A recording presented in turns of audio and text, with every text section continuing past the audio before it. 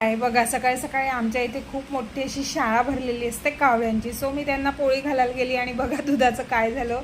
मग ते सगळं आवरलं, गॅस ओटा क्लीन केला आणि भांडे घासल्यानंतर आम्ही जेवण केलं. जेवणानंतर बघा कपाट माझं खूप अस्ताव्यस्त झालं होतं.